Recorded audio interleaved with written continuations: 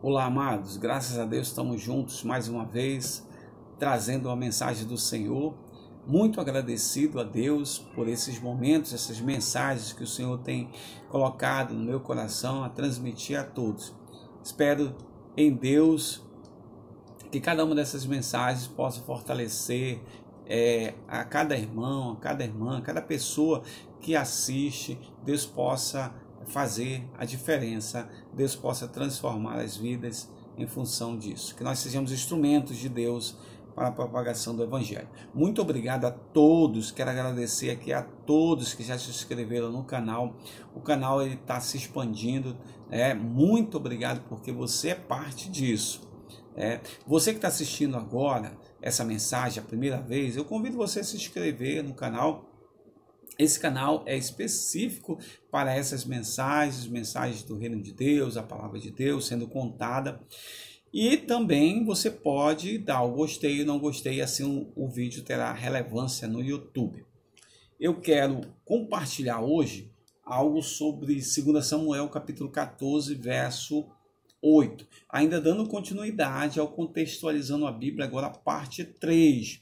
A parte 2 termina com Absalão assassinando seu irmão por causa da vingança, Ele durante 2 anos planejou se vingar do irmão pelo estupro que ele cometeu contra Tamar. Amnon comete estupro contra Tamar e durante 2 anos Absalão planeja vingança, e nós terminamos a mensagem anterior exatamente falando isso, que não houve perdão, não houve reconciliação, nada. Ele planejou a vingança e matou seu irmão. Depois dessa vingança, dessa morte do irmão, desse assassinato, aí começa essa terceira parte, que é exatamente a fuga de Absalão, quando ele sai da presença do rei e vai para a casa do avô. Então vamos lá. O capítulo 14, verso 28 de 2 Samuel diz assim: tendo ficado Absalão 2 anos em Jerusalém, sem ver a face do rei. Tá? Um pouquinho antes, depois que ele comete aquela situação, depois que ele mata o irmão, ele pega a sua irmã Tamar e foge para a casa de Talmai, seu avô.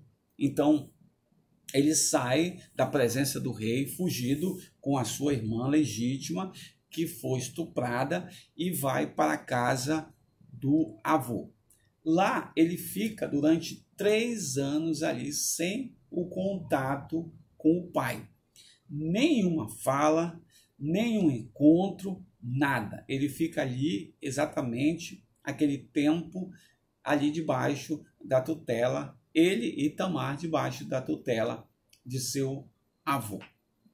Então, assim, nada contra os avós, tá? Não tem nada, gosto, tem nada contra. Mas é interessante a gente entender essa situação, porque essa história, quando se fala de uma situação relacional, a família de hoje se iguala à família de Absalão, a família de Davi, a família de Talmai, por causa da questão do relacionamento, não dos modelos. Os modelos são diferentes, mas o relacionamento a gente pode dizer que é a mesma situação. Por quê? Porque muitas pessoas passam por situações igual como passou Davi, Absalão, Tamar, e outros ali que fazem parte desse contexto. Então, o que nós vamos ver? Nós vamos ver que ele foge da presença do rei, do seu pai, e vai para a casa, para Jesur, para a casa de Talmai, seu avô. E ali ele fica. Então, o que é isso para essa coisa do desenvolvimento, do conhecimento, daquela coisa do sair e ter novos relacionamentos, de casamento, tal? Ele vai impactar que muitas das vezes os avós, na condição de avós, eles são aqueles seres, podemos dizer assim, com todo amor e carinho, que flexibilizam algumas coisas para os netos, que flexibilizam alguns limites, flexibilizam algumas regras. É próprio dessa pessoa, digamos assim. Por quê? Porque muitas das vezes as situações que foram situações conflitantes, situações de difícil relacionamento, podemos dizer assim, situações agravantes, negativas que aconteceram na relação com o filho, agora podem ser compensadas na pessoa do neto. E às vezes há um exagero nisso, por isso que eu falei da flexibilização das regras, da flexibilização dos limites, né? Então, essa situação pode, de alguma forma, ser prejudicada nessa situação, ainda mais quando falamos de relacionamento. O pai, aliás, a presença do avô é importante. Não devemos desconsiderar os avós e nem estou falando mal dos avós, tá? Não me interpretem dessa forma. Mas a presença do pai ou a presença dos pais, pai e mãe, é importante para esse processo de crescimento, de amadurecimento, para esse processo de enfrentamento das situações. Não é que o avô não ajuda, ajuda sim, mas os pais são essas pessoas da origem, da família primária, que vão estar ensinando essas situações para os filhos, ou seja, ensinando esses enfrentamentos da família. Então, esses enfrentamentos também podem ser exemplificados com a própria história de vida dos pais. Meu filho, papai é assim, papai errou, papai fez errado, mas eu dei a volta por cima, eu não gostaria que você passasse por isso. Minha filha, mamãe errou, fez errado, cometeu isso, tal. Parecem que aos olhos dos pais isso é algo negativo. Não, é algo muito corajoso. Primeiro porque falar de si mesmo e falar de suas, digamos, de suas experiências negativas não é fácil. Mas quando isso é externalizado, você mostra para o seu filho que nenhum pai ele é infalível, que nenhum pai é super, mas que tem erros, que tem falhas, e que essas falhas aconteceram, foram superadas, e agora o filho vê o pai de uma forma assim até mais excelente, digamos, usar esse termo. Por quê? Porque ele viu que o pai, em um determinado momento da sua vida, fraquejou, mas deu a volta por cima, superou e mostrou essa superação. Então, isso também serve de incentivo para o filho, para que ele possa dizer, não, papai passou por essa situação, teve isso, né? Isso trouxe um aprendizado para mim, eu não quero isso para minha vida, se eu passar por isso, eu vou diante dele pedir ajuda, pedir conselhos para que ele possa me orientar nessa situação. Então, isso é, para os filhos, um reconhecimento de que os pais são verdadeiros, os pais mostram uma realidade, os pais mostram que no mundo, né, como diz a Bíblia, teremos aflições, mas tem bom ânimo que nós venceremos a situação. Então eu quero voltar aqui, porque lá ele ficou 3 anos.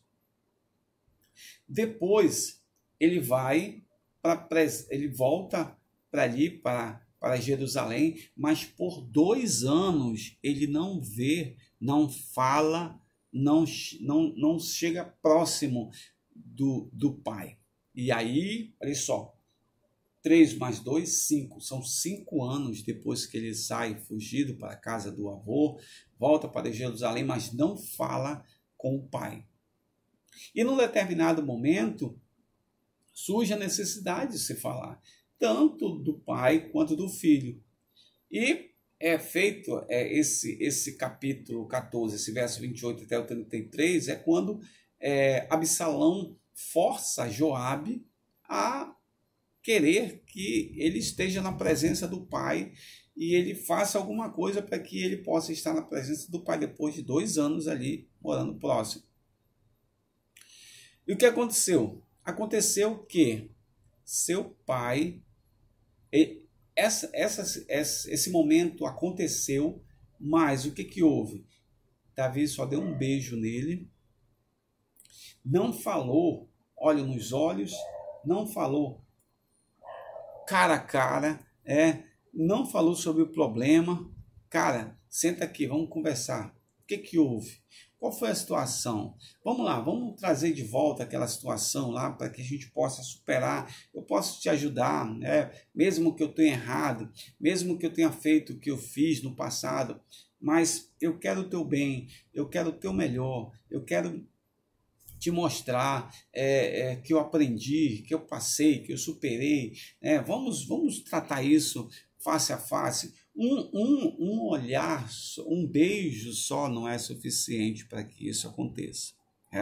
Então você vê, por exemplo, um exemplo bem interessante para nós é a família de Jesus, naquele momento em que ele se perde ali, digamos assim, naquele meio daquela festa que as famílias sobem a Jerusalém, e aí ele está ali conversando com os doutores e tal, e Maria e José vão ali procurar para cá, procurar para ali e tal, e até que acham ele dialogando como Maria e José, seus pais, dialogavam com ele. Tá certo que houve situações, mas eles guardavam as situações, no coração. Eles entenderam aquela trama toda, aquela situação toda, aquela cena toda que se formou, mas não significa que Jesus agora vai ter que pagar por isso, vai e tal. Na conversa entre eles, pai, mãe, filho, eles resolvem a situação. Eles conseguem resolver a situação. Então, o que faltou um pouco da conversa de pai para filho? Da conversa, contextualizando a situação de mãe para filha. Porque às vezes está acontecendo as coisas, o pai está vendo, a mãe está vendo, mas passam-se, aqui na situação foram 5 anos. E quando chegou em 5 anos, preste atenção, houve só um beijo. Um beijo. Não houve uma situação de conversa, de sentar e conversar. Aí nós podemos ver os pais, nesse sentido, fracos. Por quê? Porque parece que tem medo de serem acusados. Olha, mas você fez isso, mas você cometeu adultério, mas você pecou contra, buscou uma mulher que não... Sim, assume-se. Eu errei. Eu fiz errado, mas eu já paguei o preço.